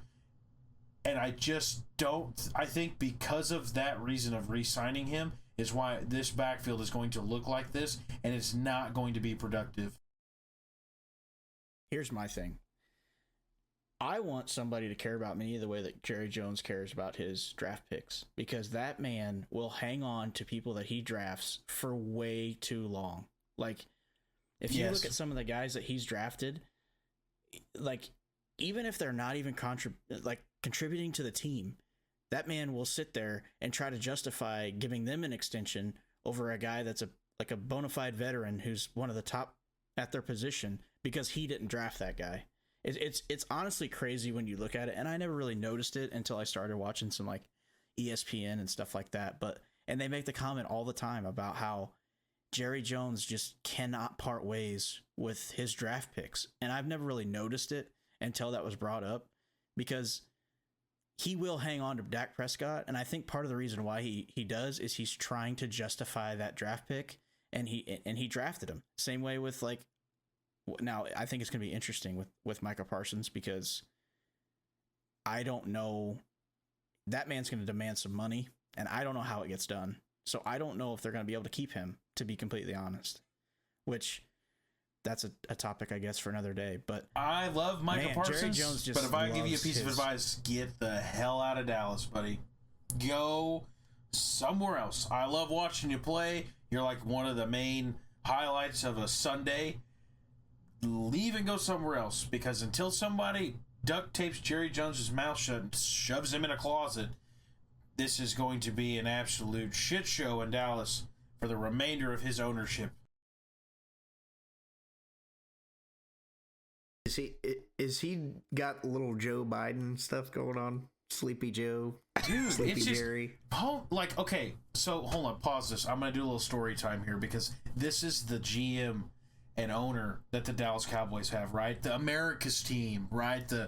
Just supposed to be the icon of the NFL. This guy will walk up to fans and reporters and say, we're focused on winning. That's our absolute main focus. but he's also the same guy that in the middle of practice lands his helicopter in the middle of the field while his team is out there practicing to win football games. Now, do we care about winning, or do we care about just showing off how much money we have? Like, I cannot stand Jerry Jones. If he was just the owner and kept his mouth shut, cool. I'm good with that. Front the money. You can sit in the fancy box. They can show you on TV every time. I'm cool with that. The fact that this guy's making football decisions is asinine, in my opinion. I think we beat the hell out of this horse. Dude, it literally comes up every show. Like, I think this is the third show. It's the third time we've talked about Dallas and how bad they are with contract negotiations. But that's the thing, is it's so bad. There's not another team in the NFL that is this bad at it. Jerry Jones has it down to a science. Cincinnati begs to differ. Cincinnati just doesn't want to sign anyone. Jerry Jones wants to sign the wrong people to long-term contracts and then wants to wonder why his team's not winning football games. Well, it's because you're going to let a dude like Micah Parsons walk out the door, but we'll keep the quarterback that's average at best. I mean, it's crazy to me. He is a marketing whiz. Like, this man finds a way every single year to keep Dallas relevant and in the forefront of every conversation on all the sports networks. And even he's on a this marketing podcast. Yeah, see, it's bleeding over to us too. But I mean, yeah, the contract stalls and that happened in Dallas, and I think it's partially their fault because they wait until the last year and the player's on their last year, and then the player has all the leverage at that point. So I think it's kind of self-inflicted, but again, it's crazy. It's crazy to me. And he holds on to guys way too long. I'm going to make a motion. We move on to the New York Giants. Please, because I'm over here about to have an aneurysm. All right. The Giants, their running back room is as follows. They have Mr. Tracy Jr., Devin Singletary, and Cam Scatabo, who we've mentioned previously. Tracy was their starter last year. He had 192 carries, 839 rushing yards, 5 TDs. Singletary, 113 carries, 437 rushing yards, 4 TDs. And then they brought in the Beast from ASU. He had monster numbers in college. I'm sure everybody that watches the NFL or college football knows who he is. 293 carries, 1,711 rushing yards, 21 touchdowns. He also can catch the ball a little bit. He had 45 receptions, 605 receiving yards, and 3 TDs. I want to make my point quick, and then I'm done. I hope that I get to watch Scatabo run all over my Dallas Cowboys. I love this player. I think he's going to be an absolute stud in the NFL, and I hope he takes the bull by the horns and takes that job in New York and just plays his ass off. I'm super excited about him as the running back for them and in the future. Yeah, so I don't think he's going to be a starter. Tyrone Tracy won the job last year from Singletary. Dude's explosive. I think he's going to be the starter, but I think Scatabo is going to be a great complement to that because you got Tracy's more of that elusive back. So if you get Scatabo in there that can just run over people, I mean, you're going to have a perfect 1-2 punch in New York. It's part of the reason why I think they're going to surprise a lot of people. I'm not saying they're going to be good, but I'm not going to be surprised if this team pulls off some wins they have no business winning. Because I think the 1-2 punch of the backfield, and depending on who they end up putting at the quarterback position, I think they're going to surprise a few teams. Like I said, I still think they're going to get fourth in that division. But they're going to be in some games this year. The one that doesn't really need a whole lot of discussion, Philadelphia. Obviously, you got Saquon. They signed A.J. Dillon, and then they still have Will Shipley as their number 3. So, obviously, that backfield's going to be Barkley's. A.J. Dillon might get some third down work. He's more of a bigger power back. But I think it's safe to say that is Barkley's backfield, unless he's injured or something like that. Yeah, I only wanted to throw that one on here because of the A.J. Dillon signing. That it could be another good 1-2 punch to maybe keep Barkley a little fresh. Let A.J. Dillon get some of that heavy, goal line / third down work to maybe save some wear and tear on Saquon. So, next team we'll go to is my team, Minnesota. We traded for Jordan Mason, but we still have Aaron Jones as a starter. Gonna probably be a committee backfield, but I think that Aaron Jones is still gonna be the main guy. Jordan Mason might get some time. I'm not necessarily upset with that 1-2 punch. Mason's been a solid. He started there for a while in San Fran when McCaffrey went down. So I think he'll be a nice complement to the team, and I'm sure that Kevin O'Connell will find ways to get him involved because I know that he really, really likes the guy. So I think he'll have some packages and stuff that he's, kind of incorporated in. But we got him for cheap. We didn't give up a whole lot to get him, and I think he's going to be a great complement to Aaron Jones. Yeah, I think he'll be a serviceable backup. But Jones should be your guy. He's been a bona fide NFL running back for a while now. And so at least they shored up the position a little bit and got a decent backup. Yeah, and I don't necessarily mind Ty Chandler. He's a number 3 back. We kind of used him a little bit last year. He showed some signs. So Mason's had a little bit of injury history. So I like where we're sitting in Minnesota right now. Yeah, so that'll take us to Atlanta and Mr. Bijan Robinson. I seen a clip where they were asking him how to actually pronounce his name. It is not Bijan, it is Bijan. So I wanted to make sure I got that right on the podcast. But I'm looking for this guy to turn into a superstar in the next year, maybe 2 years. His skill set is very much that of the next guy we're going to talk about, Mr. McCaffrey. He can run, he can catch.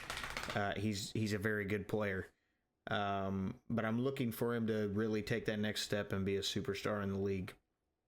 Yeah, you took the words right out of my mouth on that one. I was going to say he's very comparable to this next guy. He's a lot. That's who he reminds me a lot of. So excited to see what he can do. And then the last guy on our list here is Christian McCaffrey. He was hurt last year, and his 49ers were not very good at all. So I'm looking for him to bounce back. He's a MVP candidate when healthy. So hopefully I'm rooting for him. I hope he comes back to San Fran and they make a little noise in the NFC West. Before we go on to the next one, I want to interject here for a second. There was another trade made. The Cardinals traded Steven Matz to the Boston Red Sox. Oh, I did not get that one on my phone. Good catch. Derek, who you got for Tennessee? Man, I don't know. This was one we kind of threw in there last minute. You got Tony Pollard, who was the starter last year, but the last couple weeks, Tajay Spears kind of came out of nowhere, more of a receiver back, but he started getting some rushing carries. I think this backfield's going to be a little bit more of a competition than people think it is. I'm still not totally sold on Tony Pollard, and me and Schneiders have kind of had this discussion about him. I'm not sold on him being your number one. I like Spears being the number 2. I think he's going to eat into a little bit of the workload for Tony Pollard this next year, just because of the promise that he showed at the end of last year. He's only been in the league 2 or 3 years, so he's quite a bit younger. So kind of excited to see what happens there in Tennessee. Like I said, or like we mentioned before, it's kind of it's all over the place right now. So they probably both will get quite a bit of work, especially with a rookie quarterback. They're going to try to take a lot of that pressure off of him. So I think that one's going to be a little bit closer than what people are expecting. All right. Well, that will wrap up our NFL position preview for the running backs. I opened my phone to X, and it is just being reported that the Mariners are getting Eugenio Suarez. So another one of the bigger names of the trade deadline getting moved to the Mariners, and it seems like the Mariners are going all in. He played there once before, right? Yes. I seen somebody put out a picture of him in the Seattle and was like, in the Mariners uniform, was like, rate this jersey swap. So, yeah, he's already been in Seattle before. And then I also wanted to mention the Cardinals are getting Blaze Jordan from the Red Sox. And I remember he was a top first base prospect who is now apparently playing third. So the Cardinals picking up another third base prospect. They don't have enough third baseman prospects. Or first baseman. Right. So here's the crazy thing with that too. If you look at it, and I didn't know this because I was like, man, like it said 22-year-old, and I'm like, man, like I've heard about this kid for a minute. He was drafted in 2020. Yeah, I believe he got drafted right out of high school. He was one of their better prospects for a while, and then he just, I guess, slowly moved up, or maybe he didn't, and they're just moving on from him. I'm not sure. All right. Well, we have a little bit of a note here on the Blues, and then we'll move into our trivia section. I noticed when I was scouring ESPN that they put out their power rankings for the NHL. It was the day after our show last week, the 24th, and they had the Blues in at number 14. They noted that their Stanley Cup odds are plus 5,000. So they have them rated about a middle of the pack. I believe at 14, they probably consider them a playoff contender, but not necessarily a Stanley Cup contender. All right. Well, my favorite part is here again, the trivia. When you say that, can you tell that there's just this devious smile on your face? It's literally ear to ear. You can hear him when he says it. Like this dude is smiling like the creepy jack-o'-lantern pumpkin. It is pure joy. All right. Do you guys have one for me this week? I have one for you. Yes. Okay. I'll run through my two and I'll go last. First, let's give Derek a chance to redeem himself for his awful performance last week.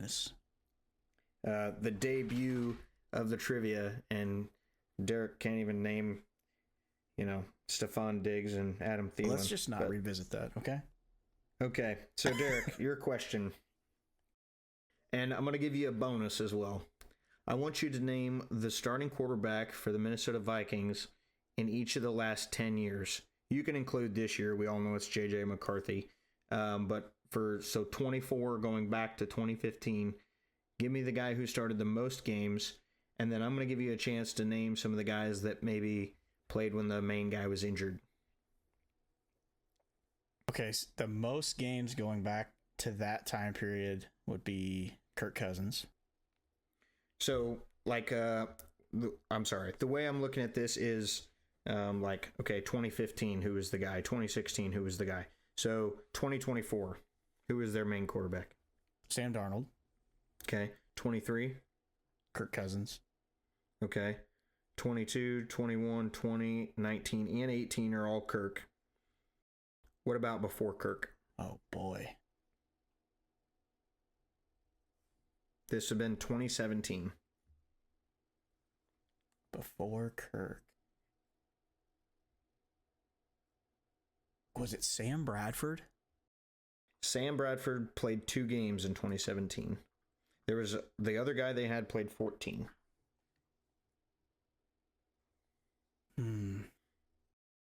This guy had a couple good years around the league. He was mostly a backup. Man, I don't know. Played some for the Browns, Houston, Rams. Case Keenum. Yep. And then in 2016, who you got? Man, that was the year that it just all went south. Did Bradford play some that year too? Bradford was their main guy that year as well. Yep, I thought so. And then 2015.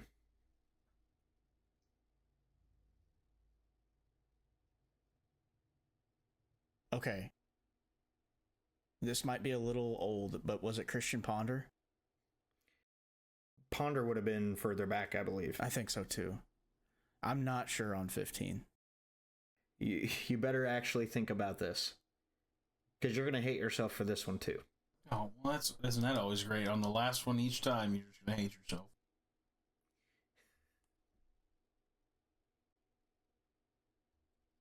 14? 2015. 15? So, like, if you go from now back, you got McCarthy, Darnold, Cousins, Case Keenum, Sam Bradford. Who would have been before that? It wasn't Favre, was it? No. Favre was in... Yeah, this would have been after Favre. Yeah, this would have been after Favre, before Bradford. A guy that was there for 2 years. Yeah, probably 2 or 3 seasons, I would guess. The breakdown I have only goes Teddy back Bridgewater. to 20. Yes. Yeah. Yeah, you were going to hurt yourself if you didn't get that one. Yeah. Okay, in 2023, Kirk Cousins played 8 games. They had 3 other quarterbacks appear in games that year. Can you name them? Oh, boy. 2 of them played 4 games. 1 of them played 1 game. Josh Dobbs. Yep, he played 4 of them. Oh, my God. He's out of BYU. I don't even think he's in the league anymore. The guy you're thinking of, I believe, played the 1 game. Yeah, I can't. He was number 11. Oh my God. I was hoping you were going to ask me this because I was so confident that I was going to get it.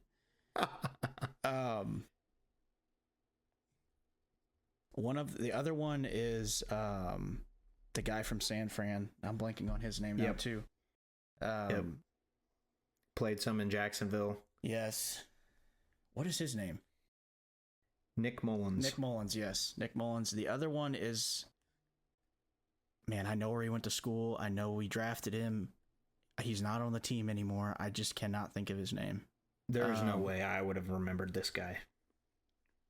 You're going to move on to the next one if you don't tell me, and I'm going to be irritated that I didn't know it. I'll just tell you. No. Jaron Hall. No? Yep. Yeah, Jaron Hall.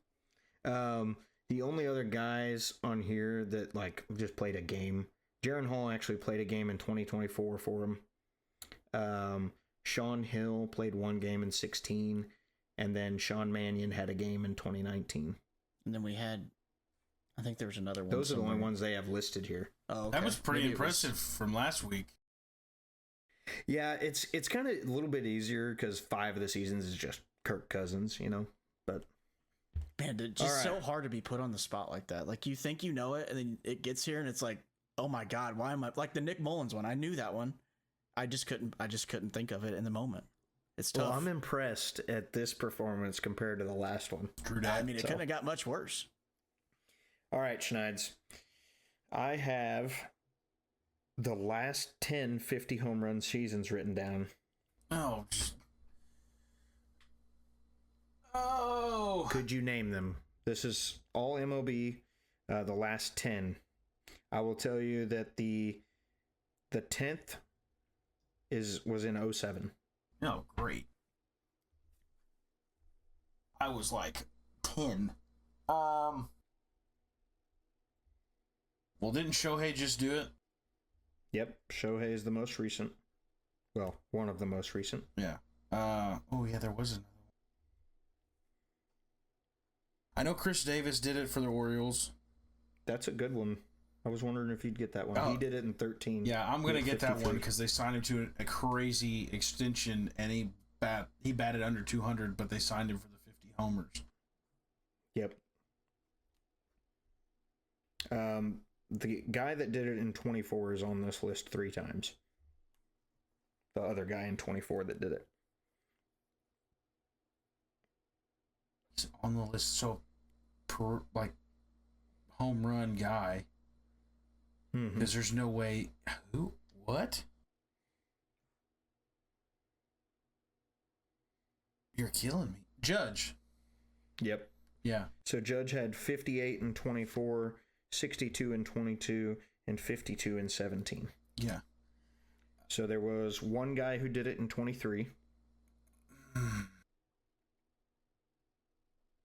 Okay, is Bonds one of them? It doesn't go far enough back for Bonds. Yeah, I mean, you don't have to do it in order. Just Yeah, throw me I'm names. trying to think, dude. Like, you're talking 2007, I was 10 years old. There was 2 in 07. I don't even remember what baseball was like then. And then there's 1 in 10.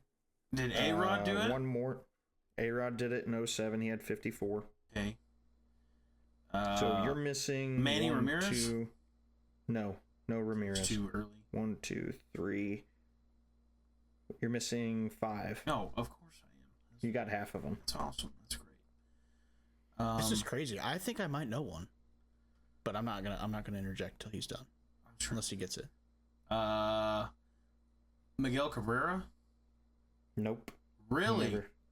Not since 07. He didn't hit 50. Okay. Prince Fielder? Prince Fielder is the other 07. He hit 50 in 07. Did Pujols never did it, did he? Not in the most recent 10.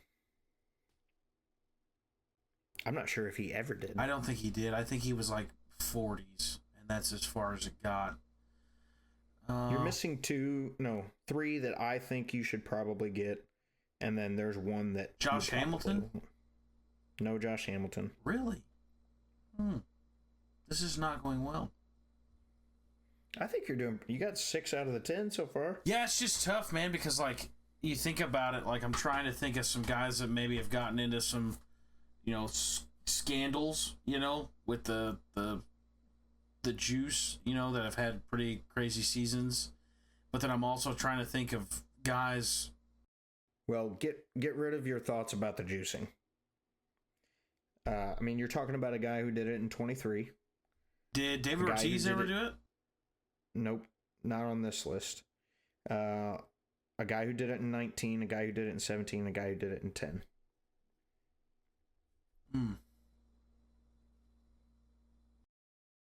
I have 2 first basemen on this list, and 2 right fielders. Vladimir Guerrero? Nope. He's never hit 50. Wow. Okay. This is... You ready for hints? Yeah, give me some hints. Okay. The guy that did it in 23 set a franchise record, and his team also tied the record for home runs in a season. Oh, well, that doesn't help. I talked about it earlier in the podcast tonight. Matt Olson? Yep, Matt Olson had 54 in 23. The guy in 19 has won multiple home run derbies.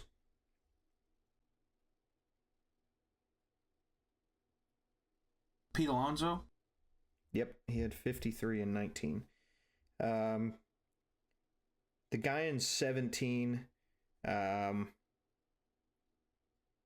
he's almost prolifically a power hitter.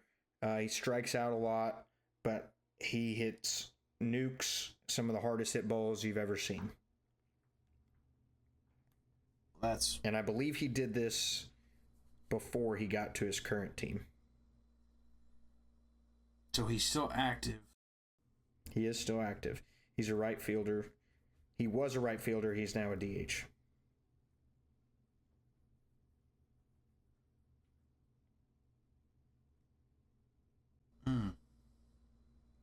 I think I know this one.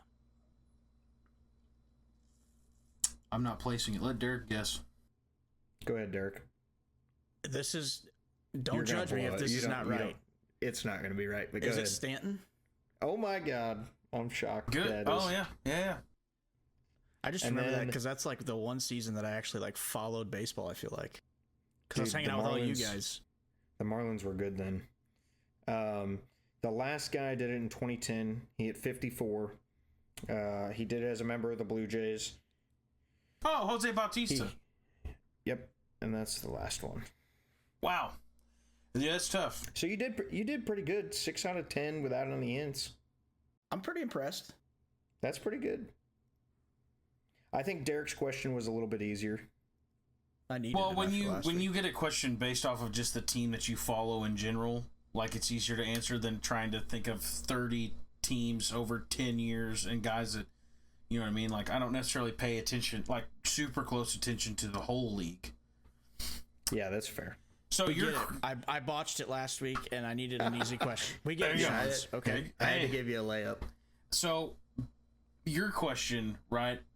The question you gave me last week kind of got me thinking, right? The whole, can I name the starting lineup for Game 6 World Series, right? So with that, you probably are going to think that I'm going to ask you starting lineup for one of the World Series games. You are wrong, sir. I'm going to ask you the starting lineup of a time of a Braves fan that you were ready to maybe set your house on fire. Ooh. Can you take a guess on what game I'm talking about? Yeah, it's the 2012 one-game playoff wildcard game against the Cardinals. And the prolific... No, you had it. Okay. I was going to say, or the one where they gave up 10 runs in the first to the Cardinals. No. It was going to be one of the two. If you guys don't know and you're listening, it's the infamous infield fly call that definitely was not an infield fly. And the reason I picked this was because of the starting lineup, very nostalgic. If you're a overall just baseball fan, can you name me the starting lineup? 2012. It was 12, right? Yes, sir. October 5th, 2012. Hayward and Wright. Yep.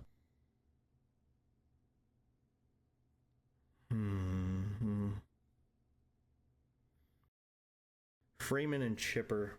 Was Chipper at third or left field, though? Probably third. Yep. And Freeman was at first, right? Yep.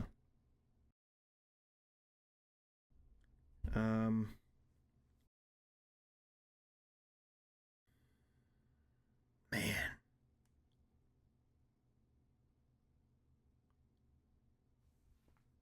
Chipper Jones. That's a name I haven't heard in a long time.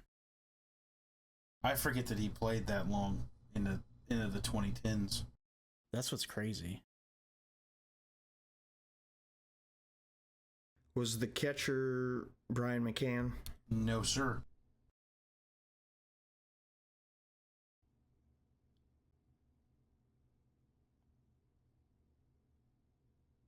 Johnny Estrada? Nope. You're missing center. Evan Gaddis. Nope. Good guess, though. You're missing center, left, short, second, and catcher. Shortstop, Andrelton Simmons. Yes, sir.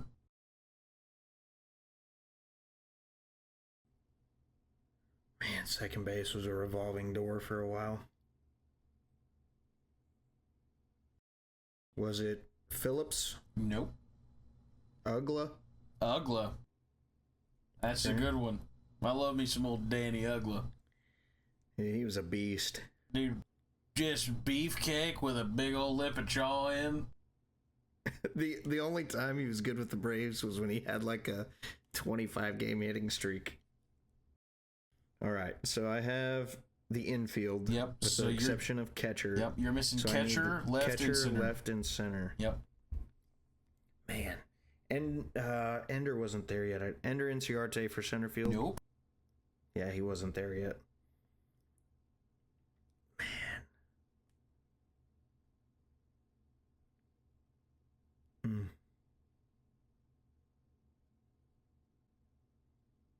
Catcher's really stumping me. It had to have been... McCann was on the squad then.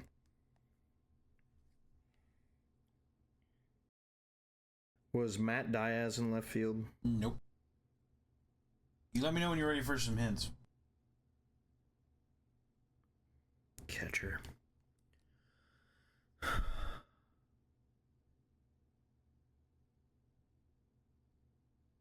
Yeah, it's not so fun when you're put on the spot, is it?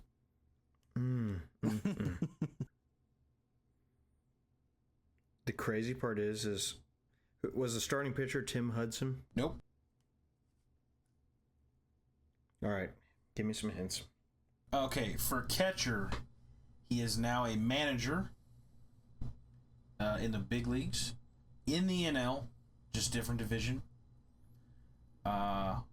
He is also the manager of the team that he won a World Series with.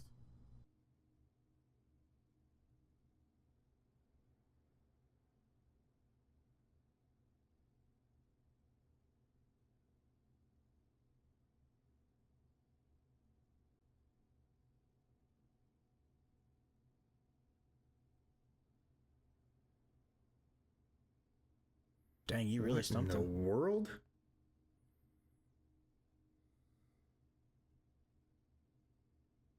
Do you want a little bit easier of a hint? No, give me a hint for left field. Left field. This guy started, I believe, his career as a third baseman for a team in Arizona. And then when he came to the Braves, I think he was a little bit of a... He played every day. Upton. No. Justin Upton. He played third base for the Diamondbacks.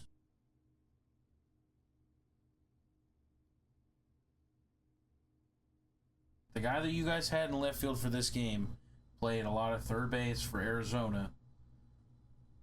And when he came to you guys was kind of like a utility, but played every day. Chris Johnson? Nope.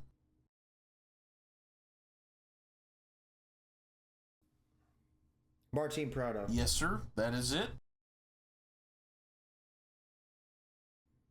Center field, the hint, really fast guy. Played with Hunter Pence in Arizona or in Houston. Michael Bourne. Yep. So you're missing catcher and bonus points if you can get the pitcher. Catcher, and he's a current manager? Yes.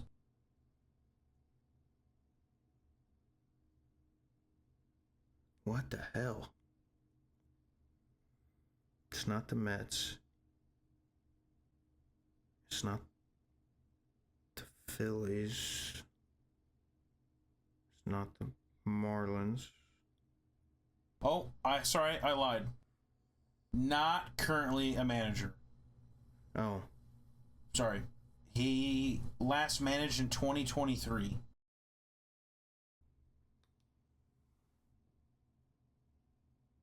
Dude. Oh, David Ross. Yep, that would be the guy. And then the pitcher. I don't know if I can necessarily give you a hint for this. I'll give you a couple. Is it Chris Medlin? It was Chris Medlin. I really liked Chris Medlin. I was a huge fan of his. I was too, and then he fell off a cliff. Yeah, he did. He fell off hard. I was always a big fan of his. But yeah, that's not bad. You got 9. You got 6 of them. Needed hints for a couple of them. Yeah, I'm trying to think.